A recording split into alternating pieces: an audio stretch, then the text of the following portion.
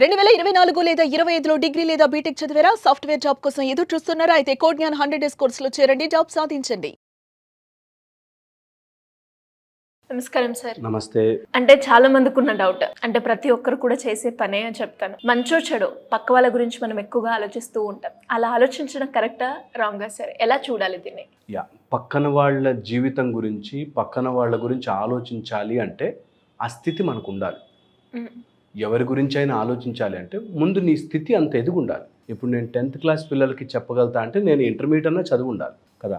ముందు మన జీవితం అద్భుతంగా అయిపోతే అప్పుడు పక్కన వాడి జీవితం గురించి ఆలోచిద్దాం.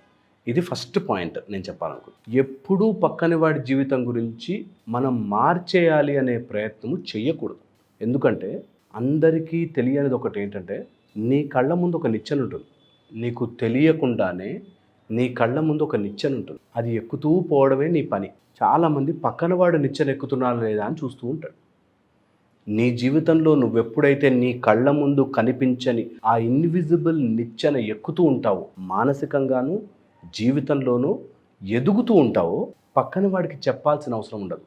దీన్ని సైకలాజికల్గా మిర్రర్ న్యూరాన్ సిస్టమ్ అంటారు. మిర్రర్ న్యూరాన్స్ ఎవరైనా చూసి నేర్చుకుంటాయి.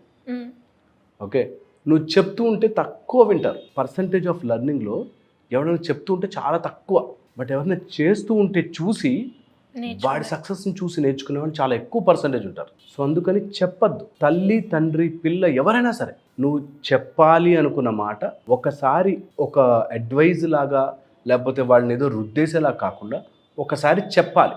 ఎందుకు అంటే ప్రతి వ్యక్తి వాడి కర్మానుసారమే వస్తాడు. నువ్వు చెప్తే మారాలి అనుకునేవాడు వద్దన్న అడిగి చెప్పించుకుంటాడు, లేకపోతే ఎప్పుడూ చెప్తే మారరు. అందుకోసమే వెరీ ఇంపార్టెంట్గా నువ్వు నీ జీవితంలో ఎదుగుతూ పోతే ఆటోమేటిక్గా నేర్చుకుంటారు. మన బ్రెయిన్లో ఉండే మిర్రర్ న్యూరాన్స్ కూడా మిర్రర్ జస్ట్ అద్దములాగా మనని చూసి రిపీట్ చేస్తుంటాయి. దాంతోపాటు ఎవరైనా పక్కన వాళ్ళు చెప్తూ ఉంటే దాంట్లో వాళ్ళ ఆలోచన విధానంలో నాకెందుకు చెప్తున్నాడు వీడెవడో నాకు చెప్పడానికి అని వస్తుంది. 2 రకాలుగా మారుతుంది. అడ్వైజర్స్ ఎప్పుడు కూడా 2 రకాలుగా మారుతుంది.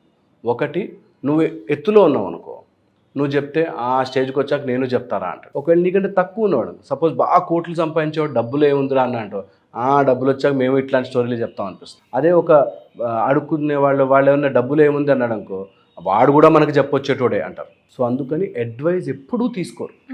ఎప్పుడు అనాస్క్డ్ అడ్వైజెస్ ఆర్ డేంజరస్. అడగకుండా సలహా ఇవ్వకూడదు. అడగకుండా ఎవ్వరికి ఫ్రెండ్ని కానీ వేరే వాడి జీవితాన్ని బాగు చెయ్యకూడదు. ఎందుకంటే వాడు నడుస్తున్న జీవితం కర్మ అనుసారము నడుస్తూ ఉంటాడు. వాడి కర్మని నువ్వు చెరిపేసే బాధ్యతని తీసుకుంటున్నావంటే నువ్వు ఒక గురువు పొజిషన్లో ఉండాలి, లేదా వాడు వినే పొజిషన్లో ఉండాలి. భగవంతుడు కూడా అర్జునుడికి ఆ టైంలో పల్స్ చూసి నన్ను ఏం చేయమంటావు కృష్ణ అన్నప్పుడే చెప్పాడు. రొటీన్గా రోజు పక్కనంటే చెప్పడు. అందుకోసం వాళ్ళు వినే స్థితికి వచ్చినప్పుడు నువ్వు చెప్పే స్థితికి వెళ్తావు. ఎప్పుడైతే లేదో, మనం ఇన్ని వీడియోలు చేస్తున్నాం కదా, కొంతమందికి కనెక్ట్ అవుతుంది, వాళ్ళు వినే స్టేజ్కి వస్తారు. ఒక్కసారి వినడం రెడీ అయితే చెప్పేవాళ్ళకి ఈజీ అవుతుంది.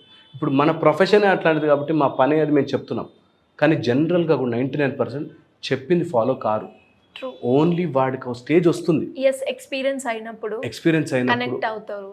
వాళ్ళ బాధ అనుభవించినప్పుడు, ఆ కర్మ వదిలినప్పుడు దొరుకుతుంది. అరే ఆయన అప్పుడే చెప్పాడే అని అనిపిస్తుంది, మా అమ్మ అప్పుడే చెప్పింది, మా నాన్న అన్నాడే అని తెలుసుకుంటారు.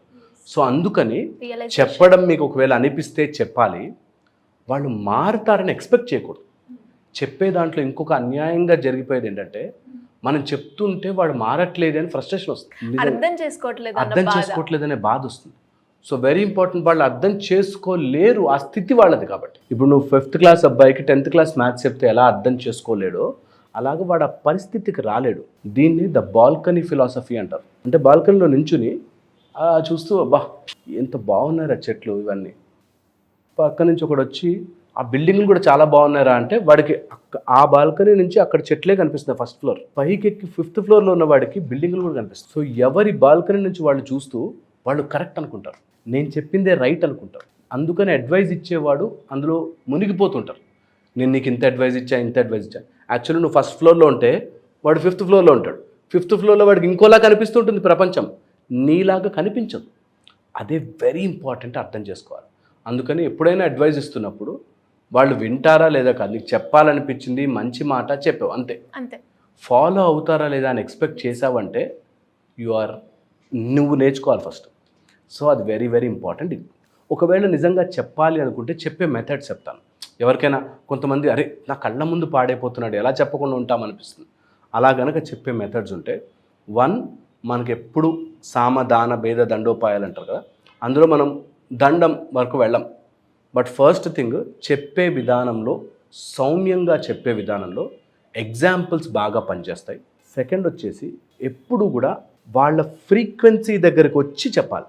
అంటే ఒకవేళ మంచి సీడ్ కొనుక్కొచ్చాం, మంచి విత్తనం మ్యాంగో ట్రీ కోసం సిమెంట్ రోడ్డు మీద వేసాం, వస్తుందా చెట్టు? రాదు.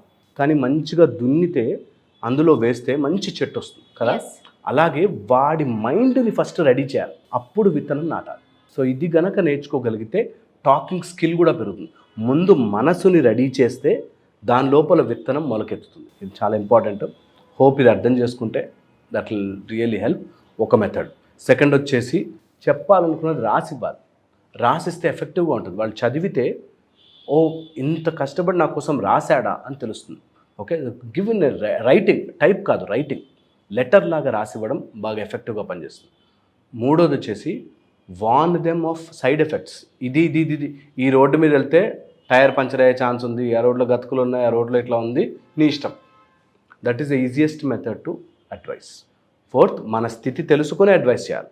అడ్వైస్ ఎప్పుడు మన స్థితి దాటి మన స్థితి కాని వాళ్ళకి చెప్పకూడదు. చాలా important. Thank you sir, thank you so much. Suman టీవీలో మీ పర్సనల్ అండ్ బిజినెస్ ప్రమోషన్స్ కోసం కింది నెంబర్కి కాంటాక్ట్ చేయండి.